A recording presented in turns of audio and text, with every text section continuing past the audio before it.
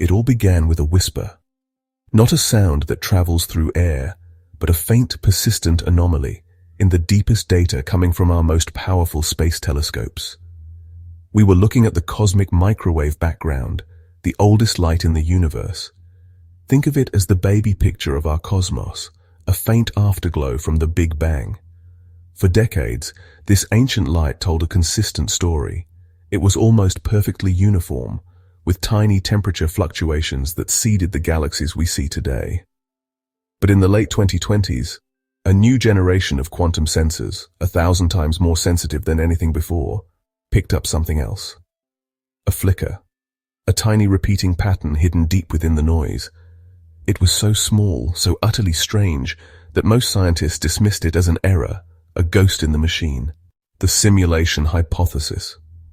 So, what does it mean to live in a simulation? The idea isn't new. Philosophers have wondered for centuries if our reality is just a dream in the mind of a greater being. In our modern age, we've given this old question a technological twist. We call it the simulation hypothesis. The core idea is simple. Look at our own progress. 50 years ago, our most advanced computer games were simple pixels bouncing on a screen like Pong. Today, we create vast, photorealistic virtual worlds filled with millions of interacting characters, each with its own artificial intelligence. We are getting better and better at simulating reality. Now, project that progress forward. Imagine a civilization 1,000 years or 1,000,000 years more advanced than our own. What kind of computer simulations could they create? It's plausible they could simulate entire universes, complete with their own laws of physics, their own galaxies, stars, and planets. The cosmic background echo was the first clue, the loose thread. Pulling on it unraveled everything. Scientists around the world, now united by this singular, terrifying mystery, began to hunt for more evidence. If the universe was a simulation, it must have a finite resolution. Think about the screen you're looking at. If you zoom in close enough, you see individual pixels. The image isn't smooth, it's made of tiny, discrete units. The theory was that space-time itself might be the same. It might not be continuous, but pixelated at an incredibly small scale, a scale known as the Planck length. This is a length so small that if an atom were the size of the known universe, the Planck length would be the size of a tree. The challenge was how to detect this cosmic pixelation. The announcement was made on August 3, 2029, a date now etched in history. In a joint global press conference, leaders of the world's scientific communities presented the irrefutable evidence. They showed the graphs of the gamma-ray cutoff. They played the audio of the decoded cosmic background echo. The message was clear, simple, and delivered with a somber gravity that silenced the planet. We live in a simulation. For the first 24 hours, a profound quiet fell over the globe. Stock markets didn't crash, they simply didn't open. People stayed home from work, gathering with their families, staring at the sky, trying to process the impossible. The world wasn't ending, but our understanding of it had shattered completely. Then came the noise. Once the shock subsided, one question began to dominate every conversation. Who built this place? Who were the programmers? The question ignited a firestorm of speculation, a global quest for answers that dwarfed all previous human endeavors. Were they scientists from a higher reality, running an ancestor simulation to study their own past? This was one of the most popular theories. Perhaps they were studying the emergence of life and consciousness, and we were just one of countless experiments running simultaneously. The knowledge that we live in a simulation didn't just change our philosophy, it profoundly altered the course of our daily lives, our technology, and our institutions. Science underwent its biggest revolution in history. Physics, once the study of the natural world, became the study of a computational system.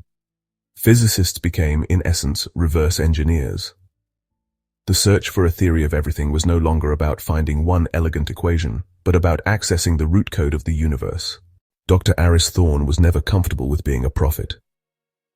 He was a quiet man, a man of numbers and telescopes, who preferred the silent company of the stars to the clamor of humanity. When he and his team first confirmed the artificial nature of the cosmic background echo, his initial reaction wasn't excitement. It was a deep, chilling fear. He understood, perhaps better than anyone, the sheer scale of what they had found.